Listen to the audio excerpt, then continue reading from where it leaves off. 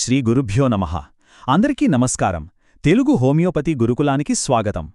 గత భాగంలో మనం పొటెన్సీ అనే కాన్సెప్ట్ గురించి వివరంగా తెలుసుకున్నాం కదా.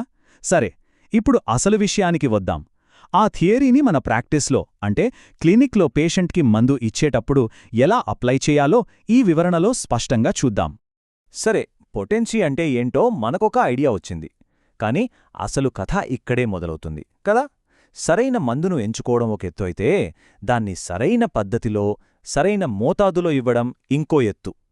ఇప్పుడు ఆచరణలో ఈ జ్ఞానాన్ని ఎలా ఉపయోగించాలో చూద్దాం.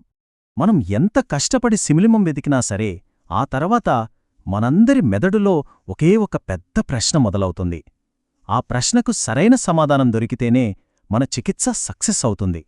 అదేంటంటే, ఏ పొటెన్సీ వాడాలి, ఎప్పుడు వాడాలి, అసలు మళ్ళీ ఎప్పుడు రిపీట్ చెయ్యాలి? చూడండి, సరైన మందు సెలెక్ట్ చేయటం ఎంత ముఖ్యమో ఈ ప్రశ్నలకు జవాబు తెలుసుకోవడం అంతకంటే కూడా ముఖ్యం. ఎందుకంటారా, మీరు తప్పు పొటెన్సీ ఇచ్చారనుకోండి, కరెక్ట్ రెమెడీ కూడా ఫెయిల్ అవుతుంది. ఈ పొటెన్సీ డోసేజ్ సెలెక్షన్ అనేది ఏదో బట్టీ పట్టీ చేసే పని కాదు. ఇది నిజంగా ఒక సవాలే. దీనికి మన మాస్టర్స్ చెప్పిన సూత్రాలు తెలియాలి, అలానే మనకు అనుభవం కూడా తోడవ్వాలి. ఈ రెండూ కలిస్తేనే ఈ నైపుణ్యం మనకొస్తుంది. అయితే మనం కంగారు పడాల్సిన పనిలేదు. ఈ ఎంపిక ఏదో గాలిలో చేసేది కాదు, దీనికో పద్ధతి ఉంది. హానిమన్ గారు ఆర్గానన్లో చాలా క్లియర్గా కొన్ని గైడ్లైన్స్ ఇచ్చారు. మన నిర్ణయానికి ఆధారాలు రోగి ఇంకా వ్యాధిలోనే ఉంటాయి. అవేంటో ఇప్పుడు చూద్దాం. ఇది చాలా చాలా ముఖ్యం. మన పొటెన్సీ సెలెక్షన్ మొత్తం ఈ 3 పిల్లర్స్ మీదే నిలబడి ఉంటుందని గుర్తుపెట్టుకోండి. మొదటిది పేషెంట్ కండిషన్, వాళ్ల వైటల్ ఫోర్స్ లెవెల్ ఎలా ఉంది. రెండోది వ్యాధి ఎలాంటిది, అక్యూటా క్రానికా. ఇక మూడోది మరీ ముఖ్యమైనది, సిమ్టమ్స్ ఈ లెవెల్లో ఉన్నాయి, మైండ్ లెవెలా లేక జస్ట్ ఫిజికల్ లెవెలా.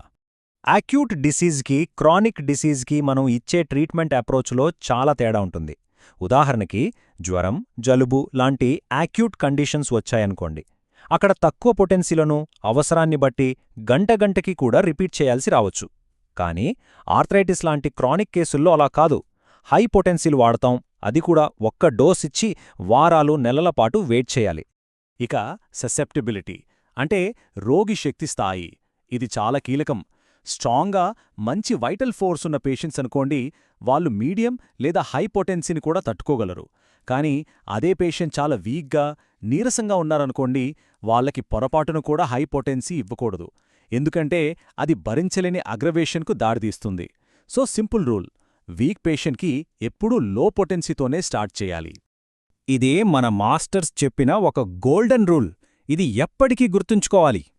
ఎప్పుడైతే కేసులో మానసిక లక్షణాలు అంటే యాంగ్జైటీ, డిప్రెషన్, బాధ లాంటివి డామినేట్గా ఉంటాయో, అప్పుడు మనం మీడియం నుంచి హై పొటెన్సీకి వెళ్ళాలి. ఎందుకంటే డిస్టర్బెన్స్ అనేది డీప్ లెవెల్లో ఉంది. అలా కాకుండా ప్రాబ్లమంతా పైపైన స్కిన్ మీదో కీళ్ల నొప్పుల్లాగా ఉందనుకోండి, అప్పుడు లో పొటెన్సీలతో మొదలుపెట్టడం సేఫ్ అండ్ బెస్ట్. సరే, ఇప్పటిదాకా మనం థియరీ చూసాం కదా. ఇప్పుడు ఈ రూల్స్ అన్నీ ప్రాక్టీస్లో ఎలా అప్లై అవుతాయో కొన్ని రియల్ కేస్ ఎగ్జాంపుల్స్తో చూద్దాం. అప్పుడు మనకు ఇంకా బాగా అర్థమవుతుంది. ఫస్ట్ కేస్ చూద్దాం, ఒక అక్యూట్ ఫీవర్. ఇలాంటి కేసుల్లో మనం ఎక్కువ లోతుగా వెళ్ళక్కర్లేదు. ప్రస్తుత లక్షణాలను బట్టి ఫాస్ట్గా రెమెడీ సెలెక్ట్ చేసి 30C లేదా 200C లాంటి లో పొటెన్సీ ఇచ్చి ఆ ఎమర్జెన్సీని కంట్రోల్ చేయడం మన ఫస్ట్ ప్రయారిటీ. ఇప్పుడు రెండో కేస్, క్రానిక్ ఆర్థరైటిస్. ఇక్కడ సీన్ కంప్లీట్గా మారిపోతుంది. డీప్ కాన్స్టిట్యూషనల్ కేస్ టేకింగ్ కావాలి. ఒక డోస్ ఇచ్చాక చాలా గ్యాప్ ఇవ్వాలి.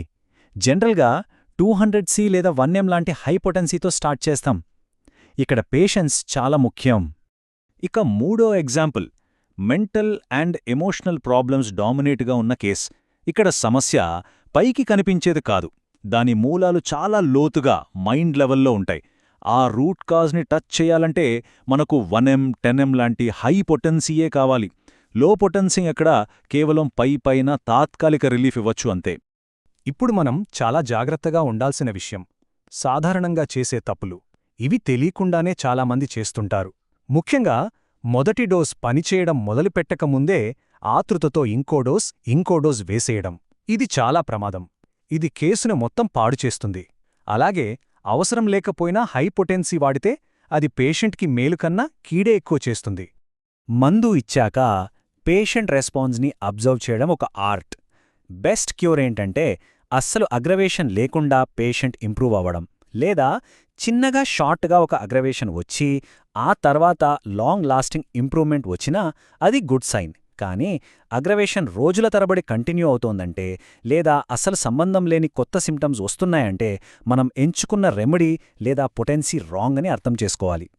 సరే, ఇప్పటిదాకా మనం చర్చించుకున్న విషయాలన్నింటినీ ఒక్కసారి క్లుప్తంగా ఒక పద్ధతిలో రివైజ్ చేసుకుందాం. సో మన డెసిషన్ ప్రాసెస్ ఇలా ఉండాలి. స్టెప్ 1, ఇది అక్యూట్ డిసీజా, క్రానిక్ డిసీజా? స్టెప్ 2, లక్షణాలు మెంటల్ లెవెలా, ఫిజికల్ లెవెలా? స్టెప్ 3, పేషెంట్ వైటల్ ఫోర్స్ ఎలా ఉంది? స్టెప్ 4, ఈ మూడింటిని బట్టి సరైన పొటెన్సీని సెలెక్ట్ చేసుకోవాలి. Final and most important step 5, మందు ఇచ్చాక వచ్చే రెస్పాన్స్ని చాలా జాగ్రత్తగా గమనించాలి. చివరగా మనం మనసులో ముద్రించుకోవాల్సిన ఒకే ఒక్క విషయం, సక్సెస్ఫుల్ క్యూర్ కావాలంటే కరెక్ట్ రెమెడీ సెలెక్ట్ చేయడం ఎంత ముఖ్యమో, దానికి సరిపోయే కరెక్ట్ పొటెన్సీని సెలెక్ట్ చేయడం కూడా అంతే ముఖ్యం. కొన్నిసార్లు అంతకంటే కూడా ఎక్కువ ముఖ్యం. ముగింపుగా ఒక్క మాటలో చెప్పాలంటే, ఈ పోటెన్సీ సెలెక్షన్ అనేది కేవలం సైన్స్ కాదు, అది ఒక ఆర్ట్ కూడా. నియమాలు మనకు దారి చూపిస్తాయి, కానీ అనుభవం, పరిశీలన అనేవి ఈ కళలో మనల్ని నిపుణులుగా చేస్తాయి. ఈరోజు మనం పొటెన్సీని ఎలా సెలెక్ట్ చేయాలో నేర్చుకున్నాం. నెక్స్ట్ భాగంలో దీనికి కంటిన్యూయేషన్గా అసలు డోసేజ్ వెనకున్న సైన్స్ ఏంటి అంటే పోసాలజీ గురించి, ముఖ్యంగా ఆర్గనాన్లోనే అఫారిజం 246 ఏం చెబుతోందో చాలా వివరంగా చూద్దాం. జై శ్రీకృష్ణ, వాసుదేవ.